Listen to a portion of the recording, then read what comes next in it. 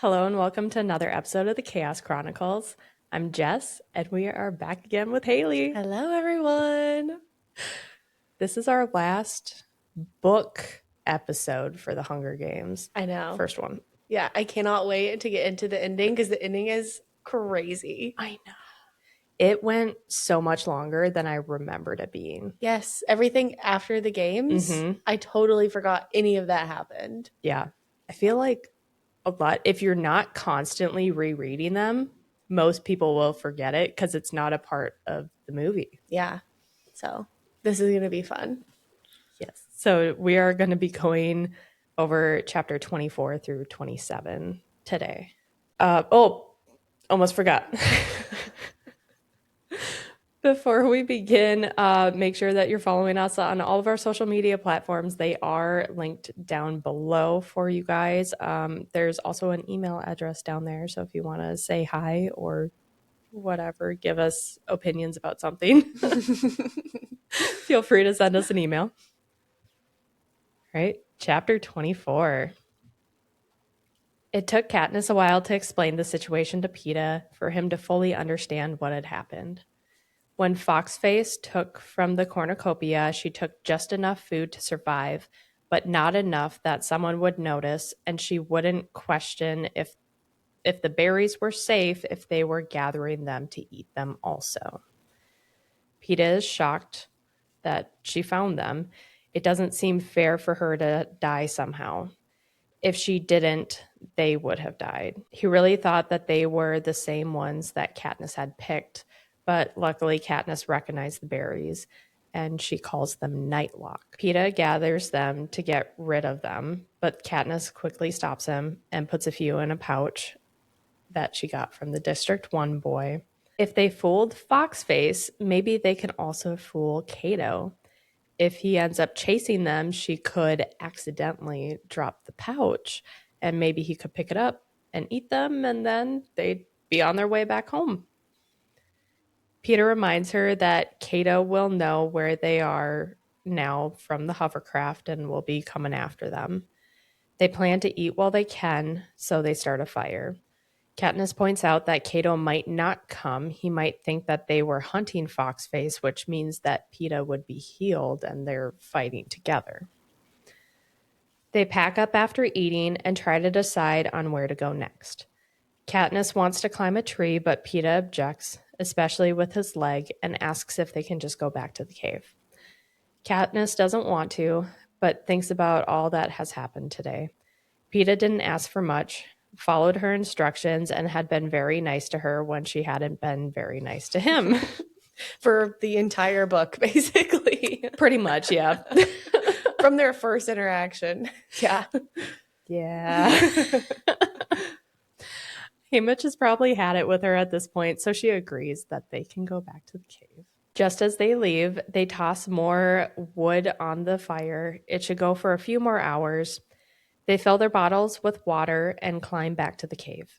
Peeta is so exhausted that he falls asleep halfway through eating dinner, so Katniss tells him to go to bed and sets aside food for him for when he wakes up. Katniss tucks him into the sleeping bag and kisses his forehead. Quote, "Not for the audience, but for me, because I'm so grateful that he's still here, not dead by the stream as I'd thought. So glad that I don't have to face Cato alone." End quote. That night, Katniss watches Foxface's face in the sky. That's a lot. I know, I didn't even put face. I just said watches Foxface. Fox's face. Yeah, Fox's face in the sky. Foxface's face in the sky. Peeta hasn't said it, but she doesn't think he feels good about killing her. She believes that Foxface was the smartest of all the tributes, and if they were picking the berries for a trap, she is sure that Foxface would have known that it was for a trap and wouldn't have grabbed them. Yeah, so basically, Peeta's ignorance was what killed her. Yeah. She then thinks of Cato. He isn't as intelligent as Foxface and probably could lose his judgment with his temper. Katniss was so mentally alert that she let Peeta sleep through the night and tells him that she'll sleep now. The night was uneventful, and when she wakes, she assumes that the day was also uneventful. They're assuming that the game makers will start pushing them for the finale anytime now. But they still can't waste a day. Do you see him? Yes. I know, I've been like giggling. Peeta packs the gear while Katniss lays out a large meal. They will eat everything except for the apple and squirrel. They leave their cave, and Katniss believes one way or another last night was their last night in the arena. They make their way to where the stream was, but it's now bone dry. The game makers must have drained it. Luckily, their bottles are fairly full, but it won't last with the heat. They must be pushing them to the lake. They decide to check Katniss's pond just in case, but that was also dry, and then they agree to go while they're fed and rested. 2 against 1 should be easy, and then they'll be in the capital. They reach the cornucopia and then fill their waters. Cato is nowhere to be found. Neither of them want to fight in the dark since they only have one pair of glasses, so they'll wait a little longer and then figure out where to go for the night. They sit by the lake watching the mockingjays. Katniss sings out Rue's 4-note call, and the mockingjays pause. They're listening for more, so she repeats the 4 notes. One mockingjay sings the tune back, and then the rest follow. Peeta tells her that she's just like her father. Katniss tells him she is sure they remember it because that's Rue's song. They're taking in the mockingjays' sound when suddenly the music runs are cut off, and they shriek in alarm. Peeta and Katniss are on their feet instantly. Peeta has his knife, and Katniss is ready to shoot. Cato comes through the trees and runs straight for them. Katniss's first arrow hits his chest, but then falls to the side. He has some kind of body armor on. Cato makes it to them, but keeps running. He isn't running to them, but running from something. Quote, "My eyes scanned the woods just in time to see the first creature leap onto the plain. As I'm turning away, I see another half-dozen join it. Then I'm stumbling blindly after Cato with no thought of anything but to save myself." End quote. End of chapter 24. I did find it a little bit funny that the first sign of like, oh crap, I'm gonna die, she's like completely forgets Peeta is Peeta even who? with her. And she's like, gotta go. Because Peeta would never do that to her. No, his first thought is probably like, how do I get her out of he's here? like, I have to save Katniss. Yeah. And Katniss is also like, I have to save Katniss. Poor Peeta. No one thinks about Peeta. No. Well, at least not in this book. Not yet. Not yet. We haven't gotten that far yet. She hasn't developed enough to be there. Not yet. No. Chapter 25. Mutations. They resemble a huge wolf, but can also stand on their hind legs and wave their paws to direct the pack. These are some crazy, creepy wolf things that are not the big whatever in the movie. Yeah, I hated that. Whatever that was terrible. I would say they more represent a hog. Yes, they looked very pig-like. Anything. Yeah. You know what they should have done? You're going to hate me. Oh, gosh. They needed to get whoever did the wolves from Twilight. Yeah, you knew it was coming. Yeah. But the wolves looked very realistic. They did. And they were like, well, I haven't got the book yet, but like human hair. Yeah. Yeah. I would agree that would have been better than whatever that was. Whatever the creature they made was not it. It wasn't even close to what They also didn't look intelligent. No, they didn't. Like the whole point is that they're animals, but like they're communicating. Yeah. They have a leader. They're like directing the others places. Yep. They're not pigs or whatever that was. I don't even know. What were those supposed to be? I don't know. Creepy. That was a fail, unfortunately. The rest of the movie great, but not that. A pig hippo cross? Yeah. I don't know what else to say about it. It's just like, Oh no, the hippos are coming. Oh gosh. Yeah, I got nothing. Cato is sprinting to the cornucopia, and Katniss doesn't hesitate to follow him. Katniss makes it to the tail of the cornucopia and turns back for Peeta. He is hobbling as fast as he can and is about 15 yards back. The mutts are getting closer, and Katniss sends an arrow at the mutts. One goes down, but there are plenty more. Peeta tells her to go up the horn. She can't do much for either of them on the ground. Katniss scales the pure gold surface. It's hard to get up because of how seamless it is, and the sun made the metal so hot. Cato was lying on his side on top of the cornucopia. Katniss loads up an arrow. This is her chance to finish him. But Peeta cries out, and the mutts are on his heels. So she shoots an arrow at the one closest to him and orders Peeta to climb, and she helps him up. Cato asks if they can climb while he is still recovering. The mutts are assembling together, and Katniss gets a better look at them. Each has a thick coat, but some are slick, others curly, and in multiple colors. Right, we got a book quote. Then one of them, a good-sized mutt with silky waves of blonde fur, takes a running start and leaps onto the horn. Its back legs must be incredibly powerful because it lands a mere 10 feet below us. Its pink lips pulled back in a snarl. For a moment, it hangs there. And in that moment, I realize what else unsettles me about the mutts. The green eyes glowing at me are unlike any dog or wolf, any canine I'd ever seen. They are unmistakably human. And that revelation has barely registered when I noticed the collar with the number 1 inlaid with jewels. And the whole horrible thing hits me. The blonde hair, the green eyes, the number. It's Glimmer. I mean, the game makers just did not have to do that. They thought they did. I guess so. It just, oh, like if it wasn't horrific the first time around, here, let's go again. Yeah. As if these terrifying wolf human like creatures chasing you aren't scary enough.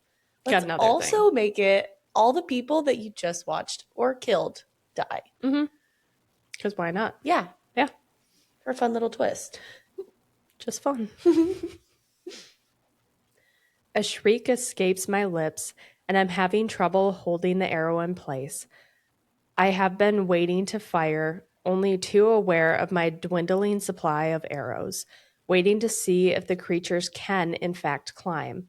But now, even though the mutt has begun to slide backward, unable to find any purchase on the metal, even though I can hear the slow screeching of the claws-like nails on blackboard, I fire into its throat.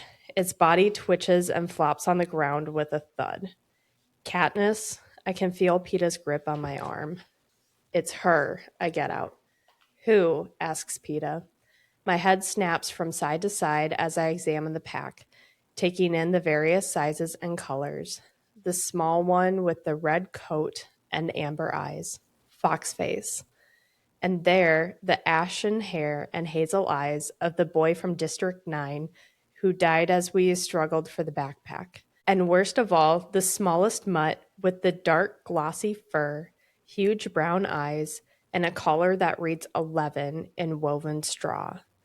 Teeth bared in hatred. Rue. What is it, Katniss? Peeta shakes my shoulder. It's them. It's all of them. The others, Rue and Foxface, and all of the other tributes, I choke out. I hear Peeta's gasp of recognition.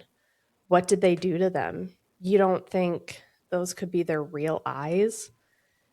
Their eyes are the least of my worries. What about their brains? Have they been given any of the real tributes' memories? Have they been programmed to hate our faces, particularly because we survived and they were so callously murdered? And the ones we actually killed, do they believe they're avenging their own deaths? Oh, yeah. Oh.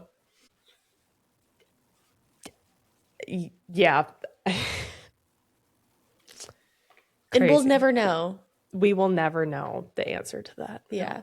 I wish we did. Yeah. I would love to know. I don't know if I would love to know. Yeah, actually, probably I take not. that back. Actually, I don't think I would want to know, but I'm glad we don't know. Yeah. Ignorance is bliss, guys. Thank you, Suzanne. The mutts split into two groups at either side of the horn, and they start to launch at the horn. Peeta cries out as he's falling over the side. Katniss has him and yells for him to kill the mutt. He stabs it, and Katniss is able to get back on top of the horn. Cato still hasn't gotten up, but his breathing has slowed, which means he'll be recovered enough soon. They are both watching the mutt that must be Thresh when Peeta is jerked from her. She is sure another mutt got him, but it's Cato. He is standing close to the lip of the horn and has Peeta in a headlock that is cutting off his airway. Peeta is clawing at Cato's arm. Katniss also notices blood gushing from his calf where the mutt got him. Katniss has 2 arrows left and aims one at Cato's head since the rest of his body is covered in armor. She wonders if this is what was in his pack at the feast. Cato laughs at her. If she shoots him, they'll both go down. He's right. Katniss doesn't know what to do, and Peeta's lips are turning blue. Peeta lifts his fingers from the back of his leg to Cato's arm, but instead of trying to wrestle with him, he makes an X on the back of Cato's hand. Cato realizes this a second after Katniss because his smile drops. It's not fast enough, though, because the arrow pierces his hand. Cato cries out and releases Peeta out of reflex. Peeta slams against him, and Katniss worries that they're both going down, but she's able to grab for Peeta before he also goes over. Cato hits the ground, and the mutts attack him. Peeta and Katniss hold on each other and wait for the cannon, but it doesn't come. The mutts are snarling and crying from both the mutts and Cato. He must be attacking them with a knife or something that he had on him. An hour or so passes, and Katniss hears the mutts dragging Cato. She thinks that there will finally be a cannon, but there's not. The night comes, the anthem plays, but there's no picture in the sky. Occasionally, there will be a faint moan from Cato. Katniss turns to Peeta. His leg is still bleeding, and it's bad. All of their supplies are down by the lake. She doesn't have anything with her. Even though it's cold, she takes her jacket off to remove her shirt and places the jacket back on. She gets Peeta to lay down. His face is gray. A bandage isn't enough. He needs a tourniquet. She's seen her mother make several and tries to replicate it with her shirt and uses the last arrow instead of a stick. This is risky, and Peeta could lose his leg, but there's no alternative. She tells Peeta to not go to sleep. She's terrified that if he does, he'll never wake again. They share body warmth through Peeta's jacket, and hours continue to go by. Peeta keeps dozing off. Quote, I find myself yelling his name louder and louder because if he goes and dies on me now, I know I'll go completely insane. End quote. She knows that he is holding on more for her than himself. Peeta spends the night pointing out the subtle shifts of the stars, and eventually he tells her the sun is rising. Peeta is very pale, and he doesn't have much time left, but there hasn't been a cannon yet. Peeta thinks that he's closer now and asks Katniss to shoot him. She points out that her last arrow is in his tourniquet, and he tells her to make it count. She takes the arrow, and Peeta steadies her. It takes a little bit to find Cato. He is just a raw hunk of meat. She eventually is able to see his mouth and believes that he makes the words please. The shot is out of pity and not vengeance. The cannon goes off, and Peeta tells her that they won. The mutts disappear into a hole, and they wait for the hovercraft and the trumpets. Katniss asks what's going on, and Peeta suggests that they walk away from the body. She can't remember if this is something that the victors always have to do in the past, but asks if he can make it to the lake. He's willing to try at least. They make their way to the ground, and somehow slowly they make it to the lake and are still met with silence. Whatever the holdup is, he can't lose any more blood. She gets up to look for a stick, but instead finds the arrow that bounced off of Cato's armor. Katniss picks it up since this one will work just as well as the last one. But as soon as she grabs it, Claudius Templesmith's voice booms into the arena. He tells them that they looked closer at the rule book and there can be only one winner, then wishes them luck and may the odds be ever in your favor. That is so insane. To mess with them like that? Well, it's like, if you think about it, it's not even messing with them. It's messing with the Capitol. So true. And everybody else. Like, yeah. I mean, we like obviously don't get the Capitol's perspective. No. But you know that everyone in the Capitol is like, oh my God, the star-crossed lovers. Like they're finally going to be able to like get out and be together. Yeah. So I feel like the Capitol in like having this last announcement played themselves. I know. Because either you're going to have what actually happens in the book happen, or you're going to have one of them kill the other, and then the Capitol or the people of the Capitol are mad at you anyways. Exactly. It was going to be a lose-lose for them regardless. Yeah. They were the ones that decided like, oh, we're going to take this chance. What are the odds that, this boy that is so bad, so ill, so like fragile, what are the odds that he actually makes it? Let's give them a little sliver. And they're like, oh, crap. Like, oh, darn. Oh. Didn't see that coming. Oh. Yeah. They took a gamble and they lost. Yeah, but it's like even if they just hadn't made this last announcement and would have just let them win, like I don't even think you would have had the rest of the books, because like there would have been no uprising. They wouldn't have felt like she's went against the Capitol. Yeah. Like she didn't have this rebellious. Yeah, there would have been no uprising. They didn't have to do that to themselves. Yeah, because she wouldn't have been seen as the rebel. Yeah. There's no spark. Right. Yeah. Like they made her into what she is. She was never going to do that. That is a very good point. Yeah. Yeah. They kind of backed her into a corner and she's stubborn enough that she's like, you know what? No. Yeah. We're not doing this. I've never thought about that before. Yeah, like if they just hadn't made this second announcement, it would have just been fine, actually. Yeah. Wow. Idiots. Wow. I'm glad they were idiots. Katniss looks to Peeta in disbelief. They never intended for both of them to win. They wanted the most dramatic showdown possible.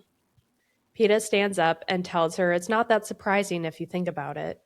He then moves to her and pulls the knife from his belt. Then, book quote, "Before I am even aware of my actions, my bow is loaded with the arrow pointed straight at his heart."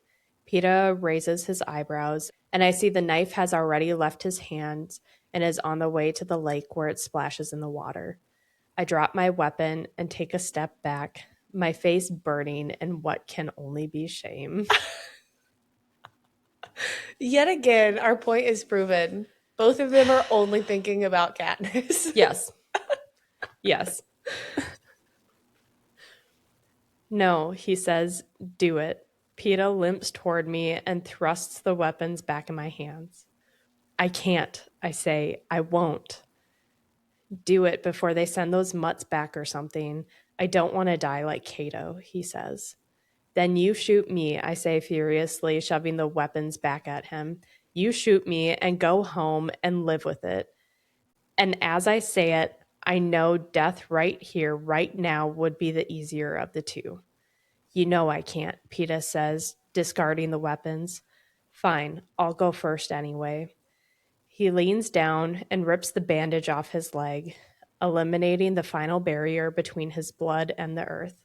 "No, you can't kill yourself," I say. I'm on my knees, desperately plastering the bandage back to the wound.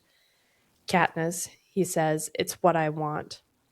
"You're not leaving me here alone," I say, "because if he dies, I'll never go home. Not really. I'll spend the rest of my life in this arena trying to think my way out." "Listen," he says, pulling me to my feet. We both know they have to have a victor. It can only be one of us. Please take it for me. And he goes on about how he loves me, what life would be without me. But I never stopped listening because his previous words are trapped in my head, thrashing desperately around. We both know they have to have a victor. Yes, they have to have a victor. Without a victor, the whole thing would blow up in the game maker's face. They'd have failed the Capitol, might possibly even be executed slowly and painfully while the cameras broadcast it to every screen in the country. If Peeta and I were both to die, or they thought we were. My fingers fumbled with the pouch on my belt, freeing it. Peeta sees it, and his hand clamps on my wrist. No, I won't let you. Trust me, I whisper. He holds my gaze for a long moment, then lets me go. I loosen the top of the pouch and pour a few spoonfuls of berries into his palm. Then I fill my own. On the count of 3, Peeta leans down and kisses me once, very gently. The count of 3, he says. We stand, our backs pressed together, our empty hands locked tight. Hold them out. I want everyone to see, he says. I spread out my fingers, and the dark berries glisten in the sun. I give Peeta's hand one last squeeze as a signal, as a goodbye, and we begin counting. 1, maybe I'm wrong. 2, maybe they don't care if we both die. 3, it's too late to change my mind. I lift my hand to my mouth, taking one last look at the world. The berries have just passed my lips when the trumpets begin to blare. The frantic voice of Claudius Templesmith shouts above them, Stop! Stop! Ladies and gentlemen, I am pleased to present the victors of the 74th Hunger Games, Katniss Everdeen and Peeta Mellark. I give you the tributes of District 12. End of 25, and I get chills every time I read it. I was going to say, I literally have chills. Every time. Doesn't matter how many times I've read it or watched the movie, it's just, ugh. I know. But I will say that was so bold of her to just assume that the game makers cared enough about them living. Mm-hmm. I feel like that's where her mind was at. Peeta's definitely was not at that point, I don't think. What do you mean? Like, where he was like, this is just a bluff. Oh, you think he was like, yeah, ready? We're just gonna, yeah, we're just gonna do it because he was already in that mind space of, well, I'm already gonna die. So yeah, he was like, well, either I die and she lives, or she dies and I'm miserable because I just lost the love of my life. Yeah, and Katniss is just like, I gotta get out of here. yeah. I remember when the first Hunger Games movie came out, we made it into a big family thing. So it was like me, my sister-in-law. Yeah, so we had everybody there. And only one of my brothers hadn't read the book, I think. And so he came, and I remember after he almost walked out when Rue died. He was not having a good time. And I was like, you know what? I get it. Yeah. I do. Not seeing that one coming, that stings. Yeah. Yeah. But after emotions settled down at the end, he's like, I was kind of expecting them to just both eat the berries, and that is the whole, like, that is their last defiant message. Oh. Is they both die. Which also would have been good. Yeah. I don't know where the books would have gone after that. I don't know. We would have to change perspectives to someone. Yeah. But I think could have been still interesting. Could have been. Depending on who it went to. But yeah, I could see that happening. I was like, that, I mean, it does make a good statement. Yeah, it definitely does. Yeah. Maybe it would have just gone to someone in the Capitol because they would have been more mad than anybody. Right. They're like, you took away our lovers. We were going to have 2 lovers win. And you ruined it. We could have had 2. Yeah. Could have had 2. They would have been now we so don't excited. have any. Also, cool. Can we talk about Cato's death? Yeah. I did not realize it drug out so long. I'm glad that they didn't do that in the movie. It's I mean, the mutts were there to torture, not to kill. Yeah. Very clearly to torture, not to kill. And imagine getting tortured by these beasts that look similar to the people that you just killed. Like, could you imagine? Clove. For Clove hours. was there too, his district partner. So true. Who he was very distraught about dying. Yeah. And I feel like having him, oh gosh, like in the books you see a little bit more of the humane side of him. Yeah. When she dies, especially because he comes like running up and is like, no, stay with me, don't die. Yeah. And then his death literally lasts a full night. Yeah. Like almost like between 12 and 24 hours. He's just getting least. Just brutally tortured. Yeah. Just torn to, I mean, she said he was just a hunk of meat left. Yeah. She could barely make out his mouth. Yeah. And then imagine them after having gone through the whole Hunger Games. Yeah. And now there's one person between you and getting out, and you're just listening to them slowly die. Yeah. Like, oh, that's terrible. Yeah. The part of me in the book that kind of is like, why did she wait so long? Yeah. I don't understand that part. Yeah. Like, you could have easily, like, he wasn't going to live no matter what. Mm-hmm. He's being ripped apart by these beasts. Did you just not want to do it? Yeah. I mean, I could see that. I could definitely see that. Because, I mean, as I guess tough as she seems in the book, she's not a cold-blooded killer. Like she didn't go into the games with like, I'm gonna kill everyone with my bows. Mm-hmm. She was kind of just playing the long game. So I see her not wanting to make the kill. Yeah. But he has to die. He does have to die for them to go home. Yeah. So yeah.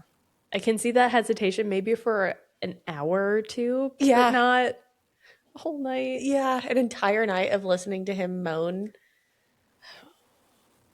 Yeah, it's awful. That would be more traumatizing to me than actually just giving him a mercy kill. I would agree, yeah.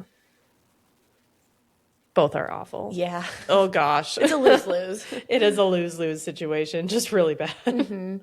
And then also, I couldn't get over her as soon as he made the statement of, there can only be one winner, and she's immediately drawing her bow. Katniss. And Peeta is reaching for a knife to get rid of it. Just toss it in the river. And then he looks up and he's like, do it. What? Just do it. It's very on brand, but yeah. Oh, Katniss. I mean, granted, she is only 16. We do have to remember that she is only 16. True.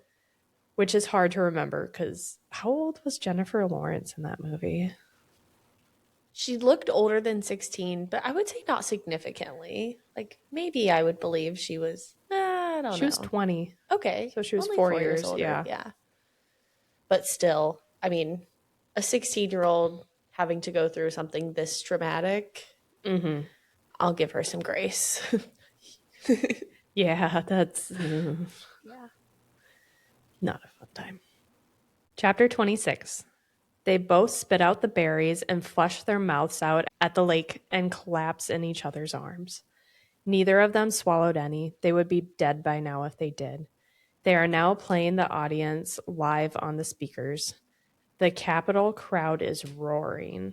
That's another thing. If you wanted one to kill another, they'd be so pissed off. What did you expect to happen? Yeah. I mean, they just really played themselves. Yeah, now that you brought that up, I can't get that out of my mind. Yeah.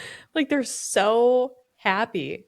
They're so happy. Yes. What are you going to do? Now you're going to have riots in the Capitol. Is that what you wanted? Yeah. If they just hadn't done that, everyone would have been like a lot almost better. Happy with the Capitol or the game makers. Yeah. Because they would have been like, thank you so, like, you gave them a chance. You gave us 2 tributes, the lovers of District 12. Yeah.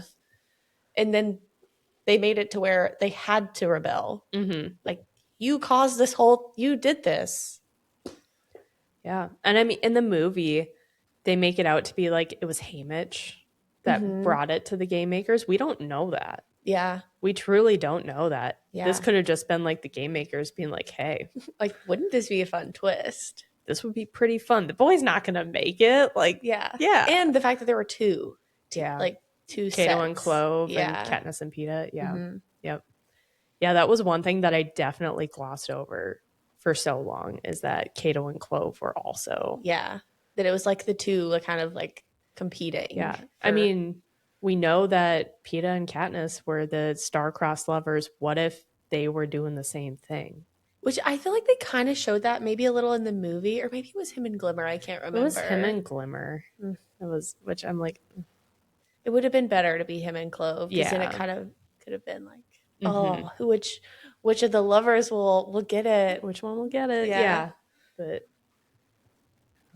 and also like between the two, you would obviously think that him and Clove would have won, rather than District 12, where one of them is already halfway dead. Yeah, 2 from District 2 would make it more than who are pretty dang healthy in comparison to 2 District 12 tributes, and one is barely hanging on by a thread. Yeah, he has half a leg left, and he's gray. Like, yeah, he's got that ashy color. Once you get that ashy color, you're really not doing good.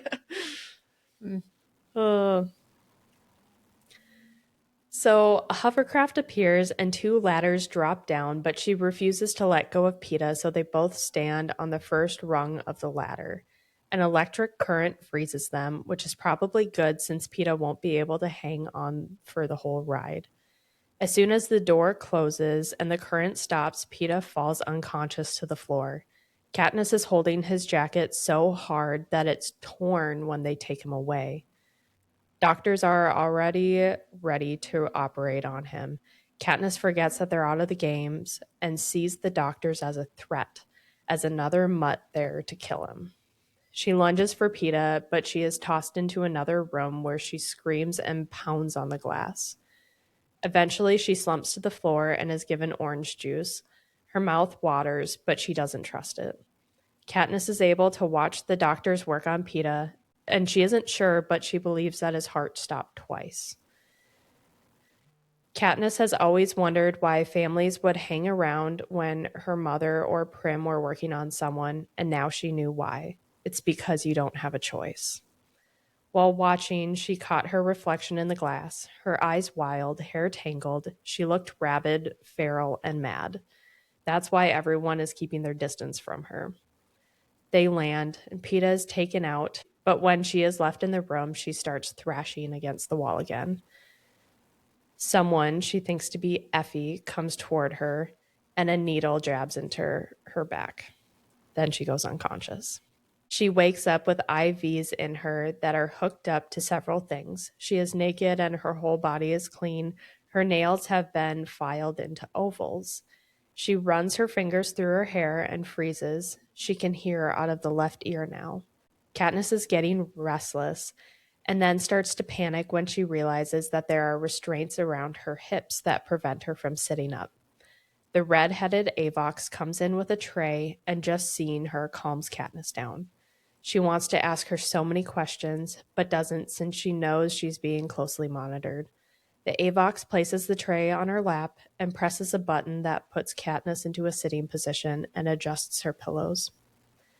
Katniss finally asks if Peeta made it, and she nods, and she places a spoon into her hand. Quote, "I feel the pressure of friendship. I guess she did not wish me dead after all." End quote.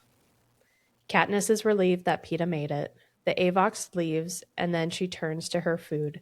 She was given broth, applesauce, and water. Katniss is upset that this is all she gets, but after realizing that eating everything is difficult, her stomach must have shrunk. How long was she out for?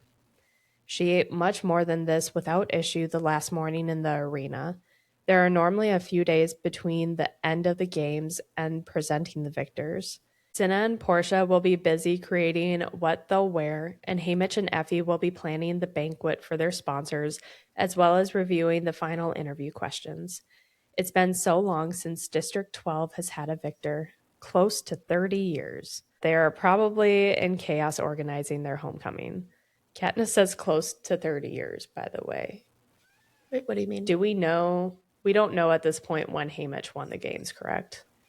No, it is. I don't think it ever told. Okay, then I won't say anything. Quote, home. Prim and my mother, Gail. Even the thought of Prim's scruffy old cat makes me smile. Soon I will be home. End quote. That's perfect timing. Thanks for making your presence known, bud. Yeah. I hope they can hear him. Sometimes you can hear him, sometimes you can't. No. I don't know. It probably depends on where he is when he's screaming. Probably. She wants to get out of bed and figure out what's going on, but as soon as she starts to get out of her... Okay, good. You can calm down. Hang out with Haley. As soon as she starts to get out of her bed, a liquid is pushed into her IV and she goes unconscious. She continues to wake, eat, and be sedated several times. Eventually, she wakes to her IVs out and her restraints removed. She assesses herself and appears to be without any blemishes. She feels strong and steady on her feet. Katniss flinches when she sees the outfit laid out for her, what they wore into the arena. She dresses and the door slides open. It leads to an empty hall with no obvious doors, but there has to be something. Katniss starts to call for Peeta, but hears a different voice. Effie. She turns and sees Effie, Haymitch, and Cinna. She runs for them and launches herself into Haymitch's arms first. Haymitch whispers in her ear, "Nice job, sweetheart." Not sarcastic either. Effie is teary and keeps patting her hair, saying that she told everyone that they were pearls. Cinna hugs her tightly and doesn't say anything. Haymitch tells Katniss that Peeta is fine. They want to show their reunion live at the ceremony, which Katniss agrees that makes sense. She leaves with Cinna to go get ready. Katniss is relieved, and Cinna puts a protective arm around her shoulder and guides her away from the cameras into the training center lobby. They make it up to the 12th floor, and when the door opens, Venya, Flavius, and Octavia are there and are so excited to see her. She is happy to see them too, but not like Cinna. Quote, it's more in the way one might be glad to see an affectionate trio of pets at the end of a particularly difficult day. Cool. I think that's a pretty fair comparison. Yeah. They sit down to eat. Katniss's food portions are strictly monitored because after she eats what she's given, she's denied seconds. Octavia tells her it's because they don't want it all coming back up on stage, but at the same time, she secretly slips her a roll under the table. She is then brought to her room for her team to get her ready, and Katniss can see how skinny she is. She is so thin that she can easily count her ribs. The team sets her shower for her and then gets to work. They chatter so much that she doesn't need to reply much, which is totally fine by her. She found it funny how they talk about the games. They would talk about what they were doing when specific things happened, but not really about what actually happened in the arena. Which, I mean, makes sense when people are like, where were you on 9/11? Yeah. It's not about 9/11. It's where were you? Yeah, it's like, how did it affect you? Yeah. Mm-hmm. Not the actual events. Yeah. Cinna comes in with a yellow dress. Ruby. You guys are so weird. Bear on your lap, Ruby licking your feet. No. Ruby, enough. He helps her slip it on, and Katniss is immediately upset with the extra padding that is on her breasts that add curves. And, quote, "I know," says Cinna before I can object, "but the game makers wanted to alter you surgically." Haymitch had a huge fight with them over it.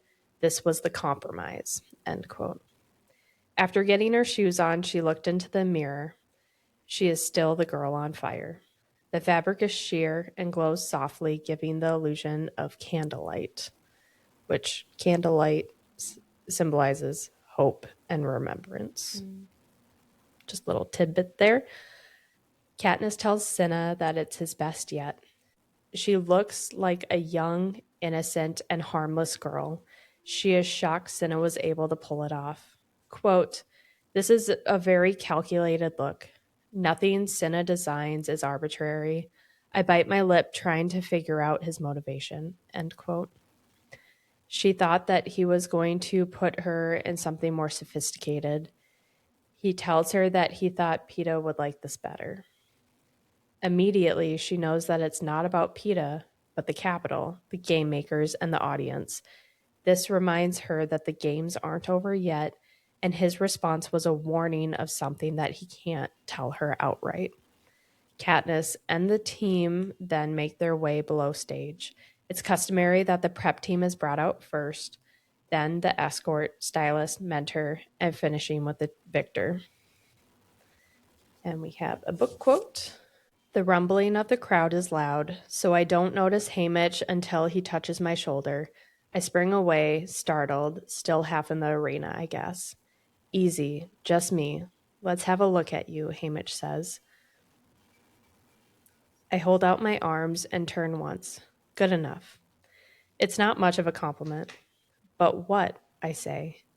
Haymitch's eyes shift around my musty holding space, and he seems to make a decision.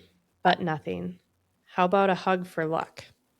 Okay, that's an odd request from Haymitch, but after all, we are victors. Maybe a hug for luck is in order. Only when I put my arms around his neck, I find myself trapped in his embrace. He begins talking, very fast, very quietly in my ear, my hair concealing his lips. Listen up, you're in trouble. Word is the Capitol's furious about you showing them up in the arena. The one thing they can't stand is being laughed at, and they're the joke of Panem, says Haymitch. I feel dread coursing through me now, but I laugh as though Haymitch is saying something completely delightful because nothing is covering my mouth. So what? Your only defense can be that you are so madly in love, you weren't responsible for your actions. Haymitch pulls back and adjusts my hairband. Got it, sweetheart? He could be talking about anything now. Got it, I say. Did you tell Peeta this? Don't have to, says Haymitch. He's already there. But you think I'm not? I say, taking the opportunity to straighten a bright red bow tie Cinna must have wrestled him into. Since when does it matter what I think, says Haymitch. Better take our places. He leads me into the metal circle. This is your night, sweetheart. Enjoy it. He kisses me on the forehead and disappears into the gloom. Katniss is shaking and hopes people will assume it's excitement. She feels as if she's about to be buried alive. She was supposed to be safe once she left the arena. Once the trumpets sounded, she was supposed to be safe for the rest of her life. But if what Haymitch said is true, she has never been in more danger. In the arena, the worst thing that could happen is her dying. Now Prim, her mother, Gale, District 12, everyone could be punished if she can't pull this off. And then a quote to finish the chapter off. So I still have a chance, though. Funny, in the arena where I poured out those berries, I was only thinking of outsmarting the game makers, not how my actions would reflect on the Capitol. But the Hunger Games are their weapon, and you're not supposed to be able to defeat it. So now the Capitol will act as if they've been in control the whole time, as if they orchestrated the whole event, right down to the double suicide. But that will only work if I play along with them. And Peeta will suffer too if this goes wrong. But what was it Haymitch said when I asked if he had told Peeta the situation? That he had to pretend to be desperately in love? Don't have to. He's already there. Already thinking ahead of me in the games again and well aware of the danger we're in? Or desperately in love? I don't know. I haven't even begun to separate out my feelings for Peeta. It's too complicated. What I did as part of the games, as opposed to what I did out of anger at the Capitol or because of how it would be viewed back in District 12, or simply because it was the only decent thing to do, or what I did because I cared about him. These are the questions to be unraveled back home in the peace and quiet of the woods when no one is watching.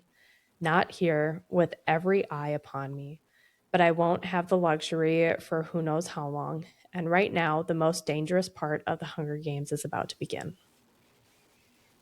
End of 26.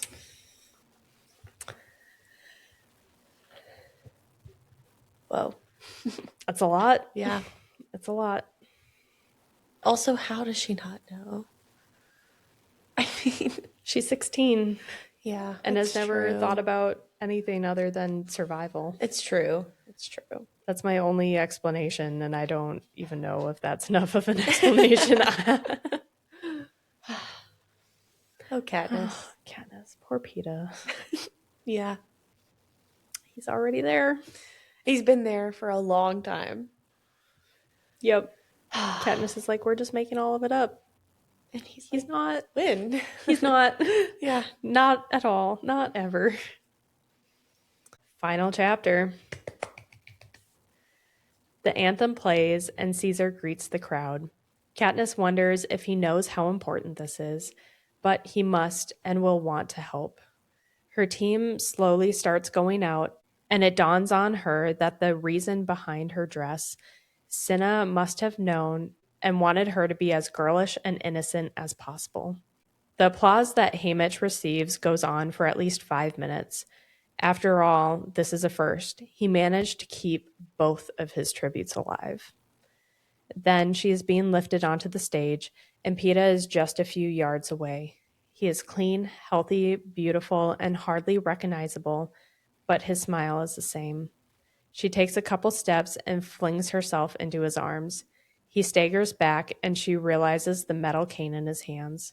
But he adjusts, and the crowd goes crazy. Quote, he's kissing me, and all the time I'm thinking, do you know how much danger we're in? About 10 minutes of this, Caesar Flickerman taps him on the shoulder to continue the show, and Peeta just pushes him aside without even glancing at him. The audience goes berserk. I would too. I would too. Whether he knows or not, Peeta is, as usual, playing the crowd exactly right. Finally, Haymitch interrupts us and gives us a good-natured shove toward the victor's chair. End quote. And again, like, she is like, wow, he's doing so good at this. Like, he's so playing the crowd so well. He just knows. Katniss. Not like he's genuinely excited to see you again or anything. Yeah. Haven't seen each other since the games. He was literally on his deathbed. He was on the very brink. Mm-hmm. Yeah. I almost died and all this stuff happened. This is crazy, but I got the girl and she's right here in front of me.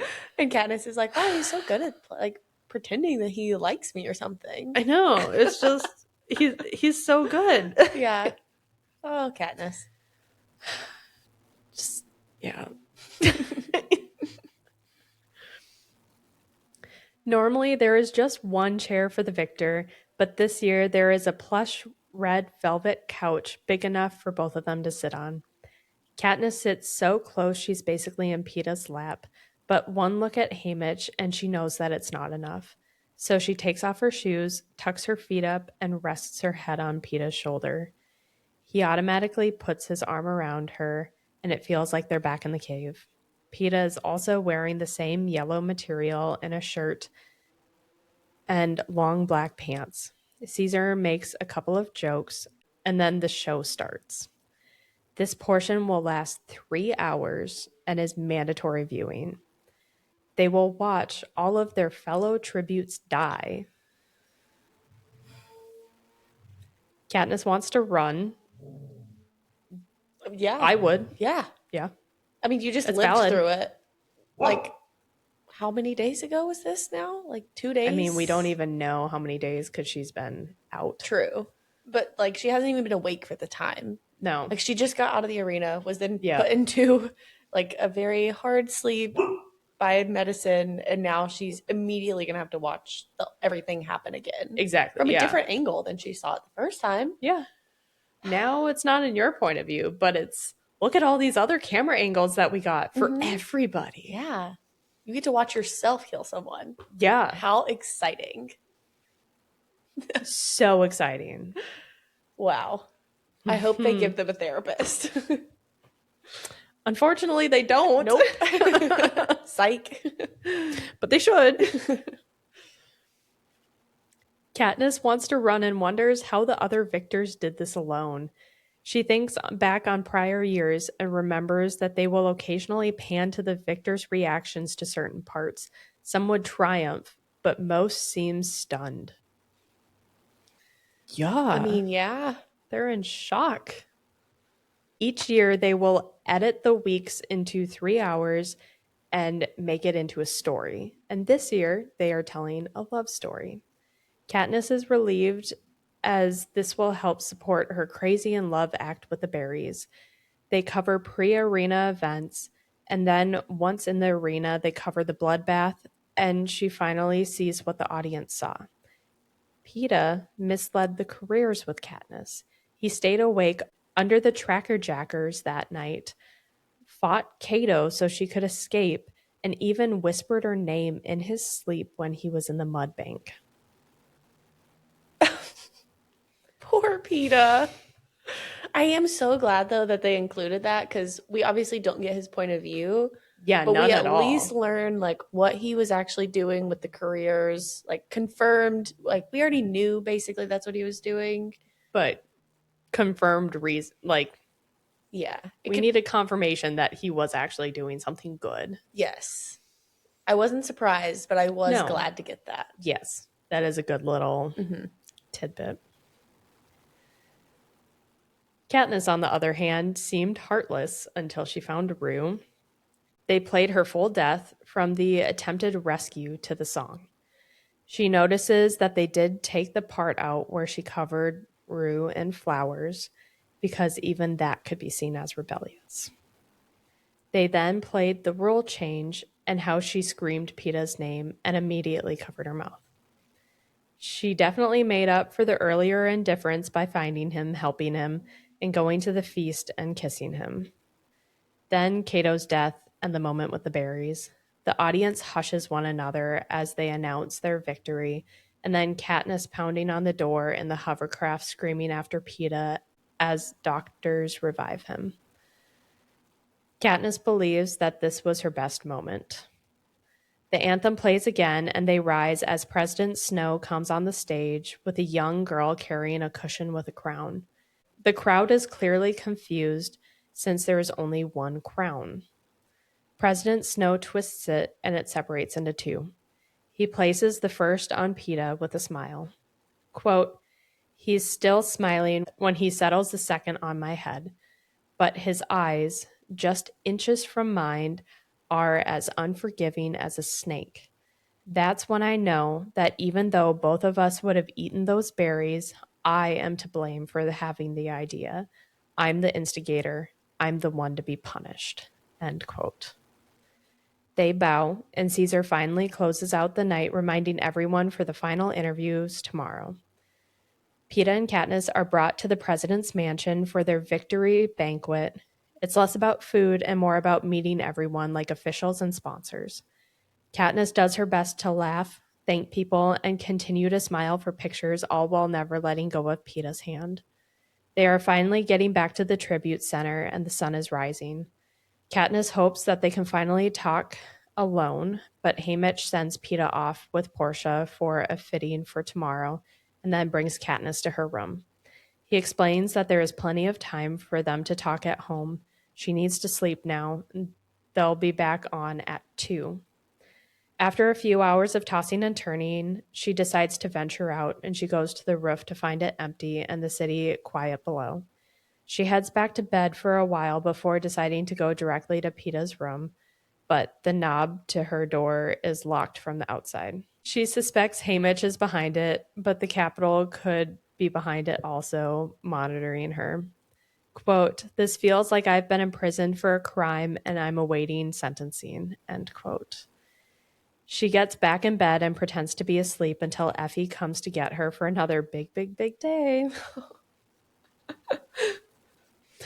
Her prep team comes and Cinna dresses her in a white gauzy dress with pink shoes. Katniss doesn't ask Cinna anything because she feels like she's being closely watched, so they only make casual conversation. The interview is in their own sitting room. The love seat was moved and is surrounded by vases containing red and pink roses. Pink roses symbolize appreciation, congratulations, joy, and sympathy, and red roses are romantic and commitment. There are only cameras and Caesar. There's no live audience this time. Caesar congratulates Katniss and assures her that they will have a fabulous time. Nothing she says will be wrong.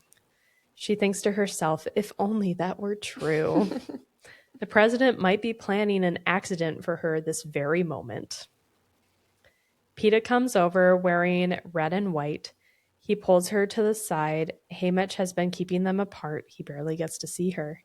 Katniss knows he's trying to keep them both alive, but tells him that Haymitch has become very responsible lately.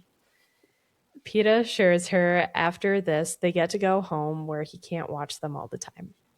They sit down more formally on the love seat, but Caesar tells her to curl up next to him if she wants. It looked very sweet yesterday. And so she does.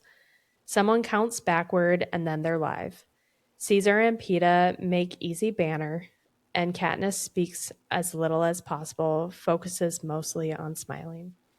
Peeta tells Caesar that he loved her the moment he laid eyes on her, and Caesar points out that they know it's been a ride for Katniss. She fell for him in front of their eyes. He asks when it was that she realized that she loved him. Katniss laughs and looks down, unsure of what to say. Caesar helps her out and says that he knew when she shouted his name from the tree. Katniss agrees that that must have been it. Up until then, she tried to not think about her feelings because it was all so confusing. But in the tree, everything changed. And we got a book quote. Why do you think that was? Urges Caesar. Maybe because for the first time, there was a chance I could keep him, I say. Behind a cameraman, I see Haymitch give a sort of huff with relief, and I know I've said the right thing. Caesar pulls out a handkerchief and has to take a moment because he's so moved. I can feel Peeta press his forehead to my temple, and he asks, so now that you've got me, what are you going to do with me? I turn into him, put you somewhere you can't get hurt. And when he kisses me, people in the room actually sigh. For Caesar, this is a natural place to segue into all the ways that we did get hurt in the arena, from burns to stings to wounds. But it's not until we get around to the mutts that I forget that I'm on camera. When Caesar asks Peeta how his new leg is working out. New leg, I say, and I can't help reaching out and pulling up the bottom of Peeta's pants. Oh no, I whisper, taking in the metal and plastic device that has replaced his flesh. No one told you? Asks Caesar gently. I shake my head. I haven't had the chance, says Peeta with a slight shrug. It's my fault, I say, because I used the tourniquet. Yes, it's your fault I'm alive, says Peeta. He's not wrong. No, he is very much correct. He's right, says Caesar. He'd have bled to death for sure without it. I guess this is true, but I can't help feeling upset about it to the extent that I'm afraid I might cry. And then I remember everyone in the country is watching me, so I just bury my face in Peeta's shirt. It takes them a couple of minutes to coax me back out because it's better in the shirt where no one can see me. And when I do come out, Caesar backs off questioning me so I can recover. In fact, he pretty much leaves me alone until the berries come up. Katniss, I know you've had a shock, but I've got to ask. The moment you pulled out those berries, what was going on in your mind? He says. I take a long pause before I answer, trying to collect my thoughts. This is the crucial moment where I either challenge the Capitol or went so crazy at the idea of losing Peeta that I can't be held responsible for my actions. It seems to call for a big dramatic speech, but all I get out is one almost inaudible sentence. I don't know. I just couldn't bear the thought of being without him. Peeta, anything to add? Asks Caesar. No, I think that goes for both of us, he says. Caesar signs off and it's over. Everyone's laughing and crying and hugging, but I'm still not sure until I reach Haymitch. Okay, I whisper. Perfect, he answers. Katniss goes back to her room to gather her things and only finds her Mockingjay pin to grab. They are driven to the train and barely have time to say goodbye to Cinna and Portia. They'll be back in a few months for when they tour the districts on for the victory ceremonies. The train takes off and Katniss feels like she can breathe again. Effie is bringing them back, as well as Haymitch. They eat dinner and watch the replay of the interview. As they get further from the capital, Katniss thinks of home, Prim, her mother, and Gale. She excuses herself to change out of her dress, washes her face, and puts her hair back into the usual braid. Back to herself, the girl who lives in the seam, hunts in the woods, and trades in the hob. She stares in the mirror, trying to remember who she is. All right. And then the last bit of the book here. By the time I join the others, the pressure of Peeta's arm around my shoulders feels alien. When the train makes a brief stop for fuel, we're allowed to go outside for some fresh air. There's no longer any need to guard us. Peeta and I walk down along the tracks hand in hand, and I can't find anything to say now that we're alone. He stops to gather a bunch of wild flowers for me. When he presents them, I work hard to look pleased, because he can't know that the pink and white flowers are the tops of wild onions and only remind me of the hours I've spent gathering them with Gale. Gale, the idea of seeing Gale in a matter of hours makes my stomach churn, but why? I can't quite frame it in my mind. I only know that I feel like I've been lying to someone who trusts me, or more accurately, to two people. I've been getting away with it up to this point because of the games, but there will be no games to hide behind back home. What's wrong? Peeta asks. Nothing, I answer. We continue walking past the end of the train, out where even I am fairly certain that there are no hidden cameras in the scrubby bushes along the track. Still, no words come. Haymitch startles me when he lays a hand on my back. Even now, in the middle of nowhere, he keeps his voice down. Great job, you two. Just keep it up in the district until the cameras are gone. We should be okay. I watch him head back to the train, avoiding Peeta's eyes. What does he mean? Peeta asks. It's the capital. They didn't like our stunt with the berries, I blurt out. What? What are you talking about? He says. It seemed too rebellious, so Haymitch has been coaching me through the last few days so I didn't make it worse, I say. Coaching you, but not me, says Peeta. He knew you were smart enough to get it right, I say. I didn't know there was anything to get right, says Peeta. So what you're saying is these last few days, and then I guess back in the arena, that was just some strategy you two worked out? No, I mean, I couldn't even talk to him in the arena, could I? I stammer. But you knew what he wanted you to do, didn't you? Says Peeta. I bite my lip. Katniss. He drops my hand and I take a step as if to catch my balance.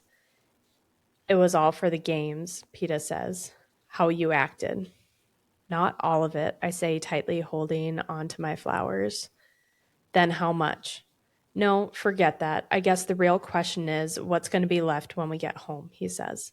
I don't know. The closer we get to District 12, the more confused I get, I say. He waits for further explanation, but none's forthcoming. Well, let me know when you work it out, he says, the pain in his voice palpable. I know my ears are healed because even with the rumble of the engine, I can hear every step he takes back to the train. By the time I've climbed aboard, Peeta has disappeared into his room for the night. I don't see him the next morning either. In fact, the next time he turns up, we're pulling into District 12. He gives me a nod, his face expressionless. I want to tell him that he's not being fair, that we were strangers, that I did what it took to stay alive, to keep us both alive in the arena, that I can't explain how things are with Gail because I don't know myself, that it's no good loving me because I'm never going to get married anyway, and he'd just end up hating me later instead of sooner. That if I do have feelings for him, it doesn't matter because I'll never be able to afford the kind of love that leads to a family, to children. And how can he? How can he after what we've just been through? I also want to tell him how much I already miss him, but that wouldn't be fair on my part. So we just stand there silently, watching our grimy little station rise up around us. Through the window, I can see the platforms thick with cameras. Everyone will be eagerly watching our homecoming. Out of the corner of my eye, I see Peeta extend his hand. I look at him unsure. One more time for the audience, he says. His voice isn't angry, it's hollow, which is worse. Already, the boy with the bread is slipping away from me. I take his hand, holding on tightly, preparing for the cameras and dreading the moment when I finally have to let go. End of book 1. It was so good. It was so good. Every time I read it, it just gets better and better. I think there was a big part of me that was afraid that the second read through wasn't going to live up to like what it was in my mind because I was so young when I last read it. But it was so good. It was so good. Ugh. These books, I mean, there's a reason why these books are as popular as they are and why the movies are as popular as they are. Mm-hmm. It's Suzanne Collins. Amazing, amazing job. Couldn't agree more. Yeah. Wow. This was great. I don't even know what to say. We're just at the end and I was like, I know. What do we do now? On to the next. On to the next. Oh, I mean, yeah, we do have the movie reaction, which is technically the next. And then obviously Catching Fire. Yes. Which is going to be a lot of fun because that one, I can't say. It's tied for first place with Sunrise on the Reaping for me. So, and I know Catching Fire is a lot of people's favorite. So it is my current favorite. Granted, I've only read this and that one. The two. Yeah. So Haley's got one more book where she kind of knows what's going on. Yeah. And then nothing. Yep. I have no idea how this like trilogy ends. Mm-hmm. All I know about the Songbird and was it Snakes and Songbird and the Snakes? Ballad of Songbirds and Snakes. Yes. Yeah, the fourth one. All I know about that is it's about snow. Mm-hmm. And boy, was he a cutie in the movie. Yeah. Haven't seen the movie either. That's all she knows is the President Snow edits from TikTok. I actually got zero plot, but I am aware of how attractive the actor was. So that's what I know. I will say there were so many President Snow edits that they just like overtook all of the actual snippets of the movie. Yeah, I have no idea what the movie is actually about. Yeah. I mean, there were so many of them that they were coming onto my For You page. Yeah. And I wasn't reading the books. I didn't see the movie. I was doing nothing to make them come onto my For You page. They were just there. But they were there. And there were a lot of them. And I did like them. Mm-hmm. So, excited. There's a lot coming up. And I'm very excited. Same. Yeah, book 1, amazing. Amazing. Great job. Lots of book quotes. Yeah. A lot of book quotes. A lot of book quotes. But we made it through. Yeah. Love Peeta, by the way. Peeta. I'm so glad. I'm so glad. I'll officially say I have been converted. I knew it was going to happen. I don't not like Gale yet. I'm not to that point. I feel certain it will come. But I mean, some people don't understand the Gale hate that comes. And I will happily explain it when that time comes. Is it in the third book or the second book? Because I've read the second book. I just don't remember that. For me, it starts in the second book. Gotcha. Well, I'm excited to talk about that when it comes. Yeah. I know it. I mean, it's not like a lot in the second book. Mm-hmm. It's more in the third book, but there's enough of the second book that I'm like, ew. Like, I got the ick, and I'm like, ugh, just go away. I don't want to see you. Like, go away. The only time I even remember hearing about Gale in the second book is when he's getting the whippings. Yeah. And I think I that is felt significant. pity for him. Probably. And I was like, oh, Liam Hemsworth. Poor baby Liam Hemsworth. Yeah, I can't blame you. You were young. You didn't know any better. Yeah. The frontal lobe was not fully developed. Yeah, it's just something about a brunette. I don't know. Very tall brunette. Yeah. And now I'm married to one, so I have my very own.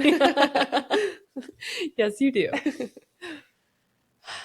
But yes, so now we have converted Haley to liking Peeta. He's not just a little scraggly loser. Yeah, and I still stand by he was way more rebellious than Katniss was. I totally agree. Even to the end of the book. I know, he's like, hold out the berry. He was the one that said, hold them out. I thought that was her. I did too. Yeah.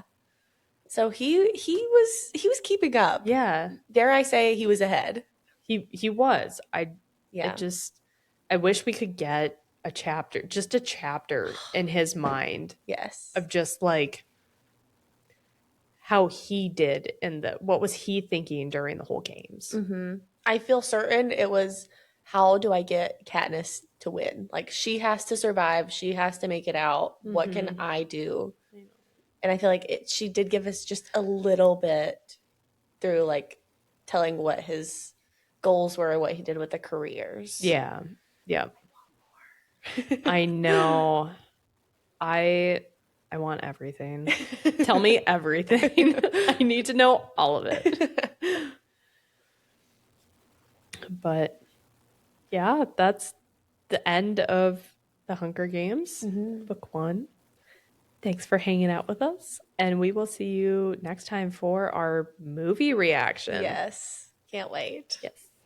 So we will see you then. Bye. Bye.